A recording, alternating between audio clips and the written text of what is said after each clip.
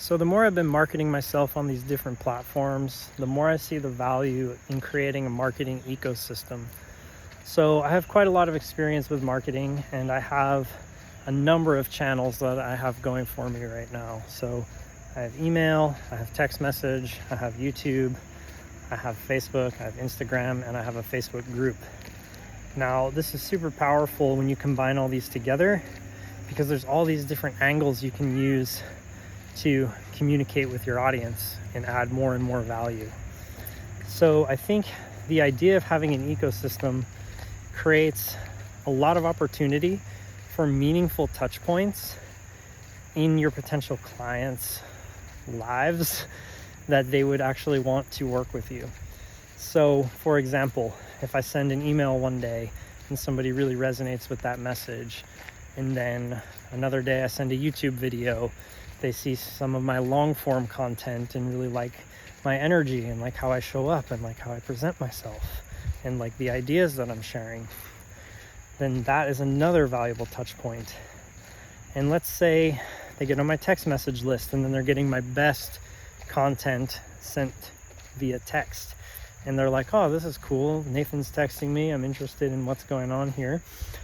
All these touch points are super valuable to the point that someday they're going to see my ads with a link to apply, or they'll show up to one of my master classes or my lives, for example. And once that happens, there's a higher probability of them becoming a client. So all these touch points that you can create for your audience that make a meaningful impact and help shift their beliefs in a meaningful way, get them closer to becoming a client with you. And the more touch points you can have and the more variety, I think the better, because these different ways of showing up hit people in different ways. So for example, a long form video is going to appeal to some people. Sending a text message with a really valuable piece of written content could be a good touch point for somebody. A reel that is 60 seconds long could be another little touch point that helps you become a likable expert in their eyes and make them want to hire you even more.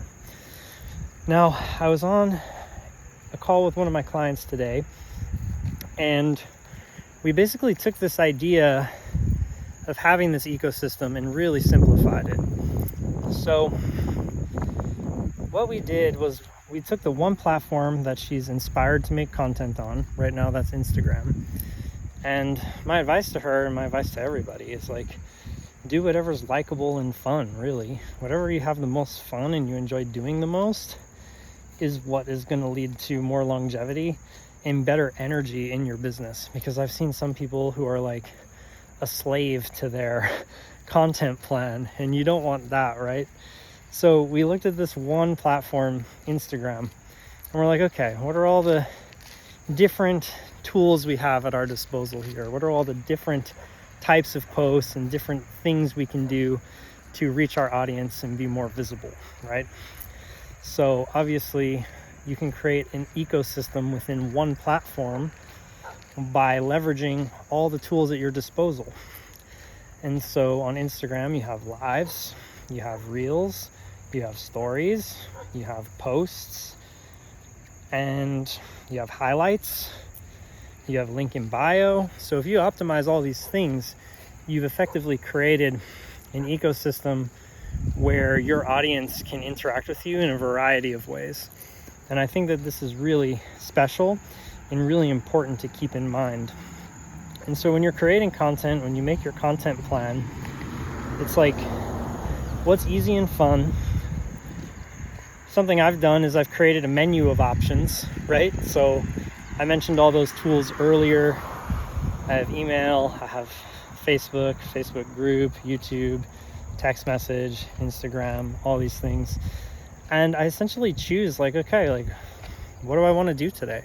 What feels good? What feels aligned? What excites me? What do I feel compelled to share? Do I want to do a walk and talk? Do I want to do a whiteboard video?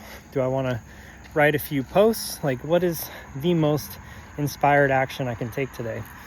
And I think when you approach things, especially your content, from this place of I have a menu of choices and I can just pick the one that I want today. That is really, really powerful because you'll be more in flow. So like I said, you don't want a content plan that you feel like you're a slave to, where I'm like, oh my gosh, I gotta make like 5 reels this week, and I gotta make 5 stories a day, and I gotta make this long form video, and now I'm overwhelmed. No, it's like you want to be able to say, hey, I want to make a long form video today, and then you go do it, and it's that easy. And this is really the magic of letting your intuition run the business, because these are intuitive decisions, right? You're not in your intellectual consciousness, and you're definitely not in your willful consciousness here, although they're all valuable. But if you're in intuitive consciousness, you can just wake up, go about your day, and be like, what piece of content should I make today? And then you find the easiest, most simple way to do it, and you put it out there to the world. So you can make long form videos like this by walking and talking, or you can just set up a camera and press record with a whiteboard, whatever calls to you in the moment.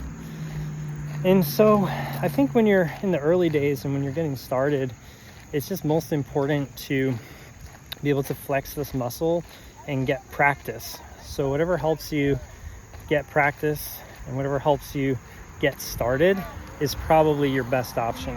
So for me, for example, when I was first committing to making content consistently, I was just doing written content. That's what felt best. That's what felt easy. I could write like a week's worth of posts in a day if I wanted to, if I was really feeling it, or I could write 1 post a day. And the beauty of this is, like, it doesn't take that much time, right? I can write a post in 30 minutes now. I can send it out to all my channels, and boom, make content for the day. Or I can maybe spend an hour recording a reel, editing it, putting that out on all the channels.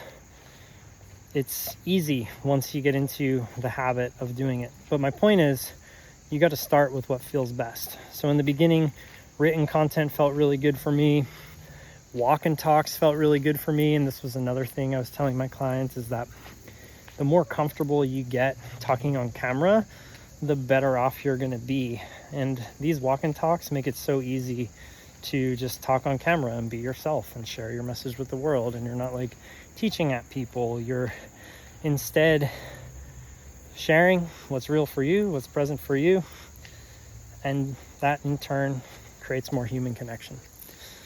So the whole point of this is, whatever platforms you're on, consider the ecosystem that you're creating.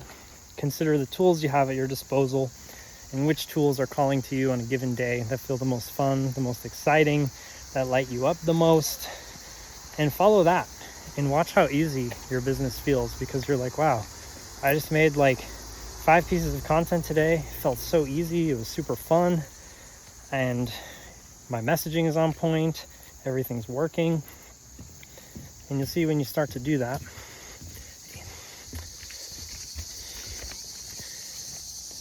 everything just gets easier and flows better. So again, you're coming from a place of intuitive consciousness. What do I need to do today? What's my menu of options on the given platforms that I want to be on? What choices do I have? And how do I make this as easy and fun as possible? Do that. Your business will feel so light. It'll be super enjoyable. You won't be stressed out at all. And you'll have a great time. All right, we'll see you in the next walk and talk.